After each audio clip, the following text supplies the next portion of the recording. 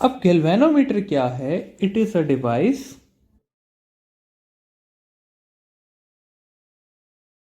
Used to detect current.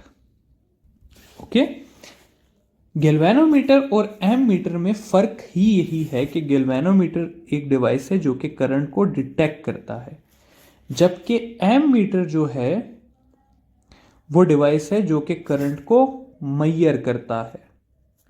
ठीक है, तो ये सबसे पहली चीज आप लोगों ने याद रखनी कि galvanometer is a device which is used to detect current और ammeter is a device which is used to measure current. Galvanometer की अगर वर्किंग प्रिंसिपल और कंस्ट्रक्शन देख लें हम लोग, तो गैल्वेनोमीटर कुछ भी नहीं है। गैल्वेनोमीटर ये जो भी हमने टॉपिक पढ़ा है यही टॉपिक है। गैल्वेनोमीटर में क्या है जी कि हमारे पास अगेन एक कॉइल है जिसको हम कनेक्ट कर सकते हैं किसी भी सोर्स से। सपोज कर लें ये हमारे पास सोर्स है। जब हम इसे सोर्स से कनेक्ट करेंगे तो क्या होगा कि इसमें से करंट पास होगा। करंट पास होगा तो इसके ऊपर टॉर्क लगेगी। ठीक है, अब मैं क्या करता हूं कि मैं इसके ऊपर एक सुई लगा देता हूं ऐसे करके। तो जब जब करंट पास होगा क्या होगा कि ये घूमेगी और घूमने के साथ साथ इसकी जो सुई है या इसकी जो नीडल है वो भी टर्न होगी। और आगे मैं लगा देता हूं मीटर। ये 0 का मीटर हो गया, ये 1 का मीटर हो गया, ये इधर भी 1 का मीटर हो गया, ये 2 का। तो क्या होगा कि जब जब ये कॉइल टर्न करेगा नीडल उसके साथ टर्न करेगी और हमें जो है पता लग जाएगा कि इस सोर्स के अंदर करंट है या नहीं है। तो ये है हमारे पास गैल्वेनोमीटर का प्रिंसिपल। अब गैल्वेनोमीटर में क्या होता है कि हमारे पास टॉर्क लग रही है। ठीक है, वो टॉर्क इक्वल है हमारे पास NIBA के, और अगर मैक्सिमम टॉर्क लग रही है तो वो है NIBA के। मतलब किसी भी टॉर्क कॉस थीटा और जो मैक्सिमम है वो कितनी है NIBA के।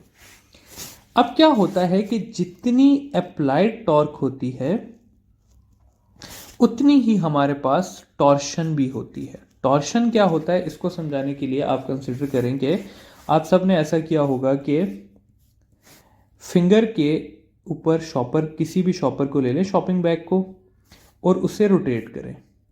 जब आप रोटेट करेंगे तो शॉपिंग बैग इस तरह से हो जाएगा। यह आप लोगों ने किया है अप्लाइड टॉर्क। अब क्या करें कि इस शॉपिंग बैग को आप लोग छोड़ दें, तो छोड़ने पे ऐसा होगा कि ये अपने आप को खुद ब खुद अनट्विस्ट करेगा। ठीक है, जब ये अनट्विस्ट करेगा तो इस अनट्विस्टिंग को कहते हैं कि ये इसके अंदर टॉर्शन स्टोर हुई थी। ठीक है, हम जितनी अप्लाइड टॉर्क लगाते हैं उतनी ही टॉर्शनल टॉर्क इसके अंदर डेवलप होती है। जब ये आप लोग पढ़ रहे हैं तो इसी के साथ ये एक्सपेरिमेंट करके भी देख लें कि आप किसी भी शॉपर में वेट डाल के उसको घुमाएं और उसे छोड़ें तो वो वापस अब उल्टा घूमेगा। तो हमने उस पर टॉर्क अप्लाई की होती है और अप्लाई के रिजल्ट में उसके अंदर टॉर्शन डेवलप हुई भी होती है। अप्लाइड टॉर्क हमारे पास इक्वल थी NIBA के और टॉर्शन टॉर्क हमारे पास इक्वल होती है C थीटा के। ये वाले सारे वेरिएबल्स हमने पढ़े हुए हैं, इन दोनों को देख लेते हैं। ये जो थीटा है हमारे पास ये होता है एंगल ऑफ रोटेशन, यानी कि आप जितना ज़्यादा रोटेट करेंगे उतनी ज़्यादा टॉर्क अंदर डेवलप होगी। और ये जो C है ये होता है हमारे पास कांस्टेंट, और ये डिपेंड करता है हमारे पास सिनेरियो पे।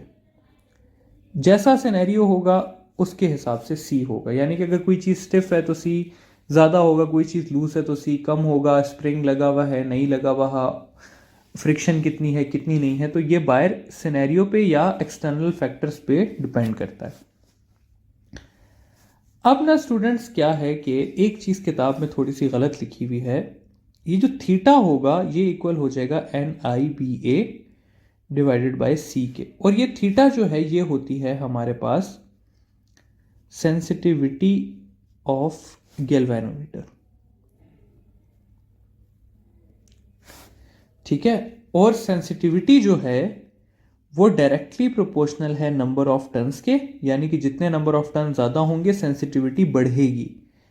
करंट के जितना ज़्यादा करंट पास होगा उतनी सेंसिटिविटी या उतनी रोटेशन बढ़ेगी, एक्सटर्नल मैग्नेटिक फील्ड के और एरिया ऑफ द कॉइल के। तो ये सारे फैक्टर्स हैं जो कि डिटरमिन करते हैं हमारे पास सेंसिटिविटी को। तो गैल्वेनोमीटर के बारे में आप लोगों को आना क्या चाहिए, क्योंकि ये टॉपिक आप लोगों के कोर्स में नहीं है, जस्ट मैंने ओवरव्यू दिया है ताकि अगर कभी आ जाए कोई सवाल तो आप लोगों को आता हो। तो गैल्वेनोमीटर के बारे में इतना पता होना चाहिए कि ये एक डिवाइस है जो कि करंट को डिटेक्ट करता है। इसके अलावा ये है कि जो टॉर्क, इसका जो प्रिंसिपल है वो क्या है, torque on a current carrying coil. उसी कॉइल के ऊपर हमने नीडल लगाई होती है, जब करंट पास करेगा तो कॉइल मूव करेगा, उसके साथ नीडल भी मूव करेगी और नीडल की वजह से हमें करंट डिटेक्शन हो जाएगी। आखिरी चीज़ जो आप लोगों को पता होनी चाहिए वो सेंसिटिविटी पता होनी चाहिए कि सेंसिटिविटी किस किस चीज़ पर डिपेंड करती है और किस किस चीज़ को बढ़ाने से सेंसिटिविटी बढ़ती है। ठीक है, एक और चीज़ गैल्वेनोमीटर के बारे में पढ़ लेते हैं, वो है डेड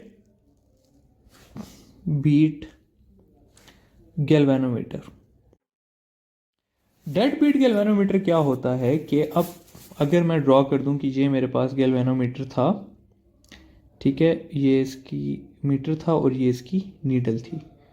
तो अब होता क्या है कि जब करंट पास होगा तो ये नीडल अपनी पोजीशन से मूव करके इधर जाएगी, फिर जब करंट वीक होगा तो ये इधर जाएगी, फिर इधर जाएगी, फिर इधर जाएगी, इधर जाएगी, इधर जाएगी, और ऑसिलेट करते करते क्या होगा कि ये इसका मोशन रिड्यूस होते होते कम पे आएगा।